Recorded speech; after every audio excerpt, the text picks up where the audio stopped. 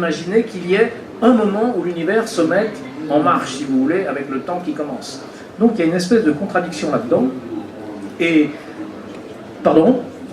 Ah d'accord, je vois pas la contradiction. Elle est verbale la contradiction. Si vous voulez, les physiciens essayent de construire des théories qu'on appelle cohérentes, c'est-à-dire qui sont indemnes de contradictions logiques. C'est-à-dire que quand on construit une théorie, on essaye qu'il n'y ait pas de contradiction logique dans cette théorie. Et on y arrive quelquefois, et quelquefois on construit une belle théorie, et on s'aperçoit qu'il y a des contradictions, donc on l'abandonne, parce que c'est même pas la peine de la tester. S'il y a une contradiction, il y a quelque chose qui ne va pas. Mais ça n'empêche qu'on essaye, bon, par exemple, il y a des modèles de gravité quantique qui sont très subtils, où vous avez un univers qui est là, on dirait comme si vous aviez un bloc de matière, et puis d'un côté de ce bloc de matière, le temps n'existe pas, mais il y a quelque chose qui existe de manière atemporelle, de l'autre côté aussi, sauf que dans ce côté-là, les êtres qui peupleraient ce côté-là, qui sont par exemple des gens comme nous, auraient une manière d'explorer ce bloc de substance d'une manière qui serait temporelle et qu'on appellerait le cours du temps. C'est la seule manière que je vois de parler d'une sorte d'avant de l'univers qui serait un état atemporel, parce que, encore une fois, dans un état atemporel, on ne peut pas parler d'un instant où le temps se mettrait en marche. Voilà. Ces terres quantiques, en fait, feraient réellement partie de l'univers. Alors, ça dépend de ce qu'on appelle l'univers, parce que, effectivement, l'univers, d'une certaine manière, on le définit, les physiciens le définissent comme tout ce qui existe. Mais qu'est-ce que ça veut dire exister ? D'une certaine manière, ça veut dire qu'il peut y avoir un rapport causal avec nous. Alors, vous savez qu'aujourd'hui, il y a des gens qui parlent d'autres univers. Mais alors, deux choses l'une, ou bien ces autres univers, il y a un contact avec, c'est-à-dire on peut recevoir quelque chose depuis eux, ils nous envoient un petit peu d'informations.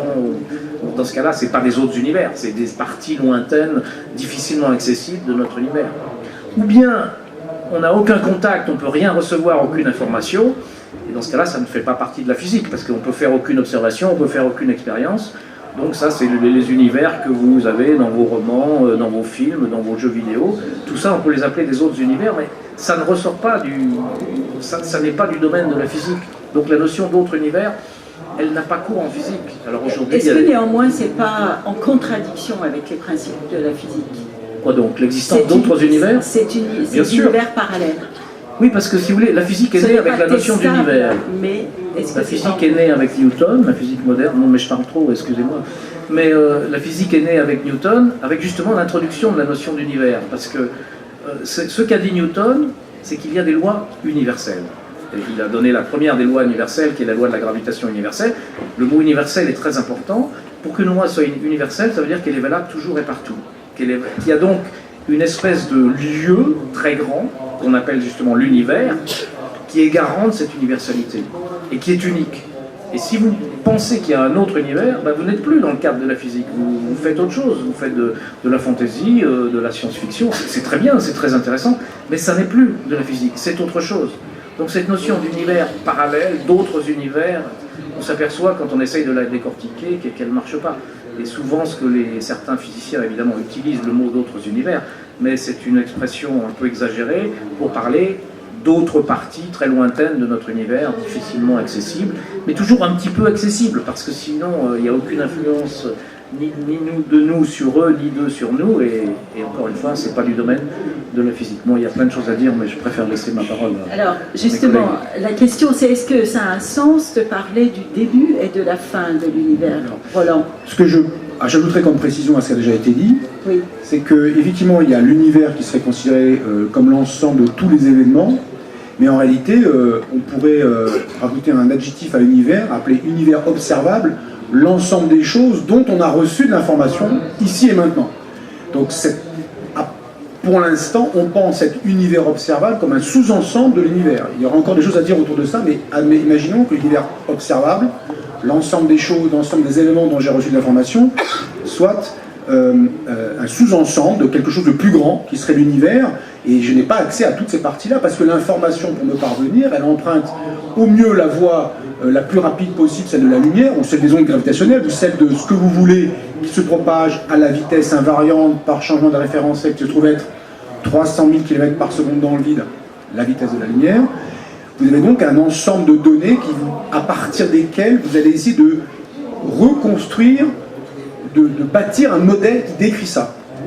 Alors, ça va faire un univers modèle. Donc il y aurait l'univers observable, et le modèle qui va décrire le modèle mathématique. Par exemple, la structure mathématique qui va décrire l'espace-temps tel que vous pouvez essayer de le concevoir à partir des observations que vous avez menées. Donc il y a trois choses. L'univers modèle qui décrit l'observable. Mais l'univers modèle peut des fois parler de régions de l'espace-temps qui sont évidemment l'univers observable. C'est même pour ça qu'il est construit, pour rendre compte de cet univers observable. Mais il peut parler de régions de l'espace-temps qui sont en dehors de l'univers observable. Par exemple, l'univers observable, il est forcément fini, c'est l'ensemble des événements qui me sont parvenus depuis que des événements ont été émis dans l'univers. Et ça fait un certain volume très grand, et qui n'est pas infini. Maintenant, vous pourriez décider que pour décrire cet univers observable, votre modèle mathématique, ce sera, par exemple, un espace infini, qui va rendre compte de ce que vous voyez, mais qui, du coup, vous voyez étant fini, vous avez utilisé un modèle infini pour décrire probablement assez bien, vous pensez assez bien, ce qui est observable et qui est fini. Et donc vous allez commencer à parler d'éléments qui ne sont plus dans la zone observable. Donc ensuite la question c'est est-ce qu'on peut reconstruire à partir de cette modélisation le passé de l'univers, de ce que nous observons, le passé de l'univers observable. Alors maintenant l'univers observable il a une certaine extension. Il y a 1 milliard d'années, il avait une extension différente, on pense être plus petit parce qu'on pense que l'univers est en expansion. Et dans le futur, il sera plus grand parce qu'il est encore en expansion. Donc on peut essayer de décrire maintenant quel sera le volume observable, toujours se placer du point de l'observateur, même hypothétique. Là, il y en a. Il y a 1 milliard d'années, il y avait la Terre, pas d'observateurs au sens humain, sensibles comme nous peut-être, des animaux sensibles mais pas peut-être conscients, avec des instruments. Il y a 10 milliards d'années, peut-être y en avait-il ailleurs dans l'univers, mais en tout cas sur Terre, évidemment rien du tout, la Terre n'existait même pas. Donc essayer de, même avec un hypothétique observateur, essayer de reconstruire ce qu'il aurait vu à ces époques anciennes.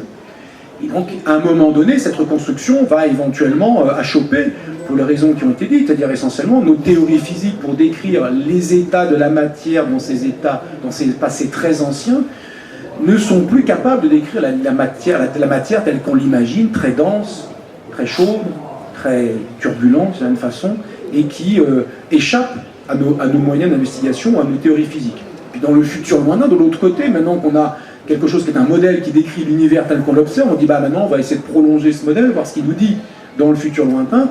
Il nous raconte des choses, mais qui sont évidemment sujettes à caution. Peut-être que le modèle n'est pas la bonne description ultime de l'univers observable, et peut-être que ces choses, elles vont évoluer différemment de ce que l'on pense à partir de modèles qui est considéré comme le bon modèle, le meilleur modèle, le plus cohérent actuellement, cohérent entre ce que l'on voit et ce que l'on sait de la physique d'ici et maintenant, physique qui est construite essentiellement en laboratoire, avec l'hypothèse implicite que la physique que nous avons élaborée ici et maintenant est valable dans un passé lointain et d'ailleurs dans des distances éventuellement lointaines d'un passé lointain, et dans le futur, dans le temps et dans l'espace. Donc il y a toute une gamme d'hypothèses qui sont menées, et je pense qu'il faut garder aussi à l'idée cette idée qu'on est ici et maintenant et qu'on reçoit de l'information qui n'est pas l'information de tout l'univers, mais d'un sous-ensemble, et pire encore, on reçoit de l'information de ce qui s'appelle le cône de lumière. Ça nous vient essentiellement par la lumière. Il y a des ondes gravitationnelles maintenant qui nous parlent, c'est super, ça ne peut qu'améliorer notre compréhension de l'univers, et quelques particules qui nous parlent moins rapides que la lumière. Et donc, ça nous vient d'une structure, c'est comme si vous aviez une sphère, alors en l'occurrence c'est un cône, donc vous avez de l'information sur la surface du cône, et vous allez essayer, à partir de cette information de surface, de reconstruire le volume du cône. Et donc on voit, parce qu'on n'a pas toute l'information au volume, mais seulement sur la surface du cône, sur le cône de lumière, on a éventuellement plusieurs possibilités de description de la même chose, avec une information qui n'est pas complète. Un peu comme quand je regarde ici, ma description de l'univers de là où je suis, en regardant comme ça, c'est je suis dans un monde qui est infiniment rempli de gens qui me regardent, et jusqu'à l'horizon du monde. L'autre solution, ça c'est un rêve, et là, ça c'est compatible avec ce que je vois. L'autre solution, c'est que c'est pas du tout infini, ça s'arrête là-bas, il y a un mur, et derrière, il y a le grand rien, il y a des monstres, il y a un truc spécial, il n'y a plus rien. Donc une région qu'on ne peut pas appréhender. Je ne vois que l'univers que je peux observer, et j'essaie d'en faire une description aussi plausible que possible, et de remonter ensuite dans le passé pour décrire ce qu'un observateur hypothétique aurait vu à ces époques anciennes ou ce que verra cet observateur dans un futur lointain. Donc il faut bien réaliser cette chose-là et que cette reconstruction se fait sur un modèle qui repose sur des hypothèses et qu'éventuellement ces hypothèses peuvent s'avérer inappropriées dans quelques années. Donc il ne faut pas hésiter justement en tant que scientifique à dire on n'a pas les moyens d'appréhender cette région-là, donc on ne peut pas se prononcer. Il y a une manière de mur du passé et peut-être du mur du futur, au sens au-delà d'un certain temps, peut-être on sera bien en peine de décrire, on peut donner des indications. Il va se passer des choses qui nous échappent peut-être maintenant parce que notre physique est incomplète. Et dans le passé, ça c'est tout à fait, disons, certain, en ce sens que le modèle actuel de l'univers en expansion, dit modèle à Big Bang, nous dit que dans le passé, l'univers était plus dense et plus chaud. Et il a peut-être été si dense et si chaud qu'il est passé par des phases que notre physique, nous la savons actuellement incapable de décrire. Et donc, et à partir de cette mur du passé, alors on peut dire des choses, la physique, les physiciens ne sont pas complètement manchots ou incompétents là-dessus, mais le statut de ce qu'ils racontent change. Ça part d'un modèle, disons, éduqué, cohérent, avec ce qu'on voit actuellement, on peut dire que c'est le modèle ultime, et on arrive dans des choses qui sont déjà plus spéculatives, qui partent de la science et qui vont vers des choses plus spéculatives. La science-fiction, d'une certaine façon, arrivant de l'autre côté, de l'imagination pure, les gens, non, attendez, on va pas faire que de l'imagination pure, c'est pas assez intéressant, il faut se contraindre. Et on va prendre un certain nombre de contraintes qui va nous permettre d'avoir une narration intéressante. Mais ce qui est important, c'est d'être conscient que le statut de ces deux descriptions ne sont pas les mêmes.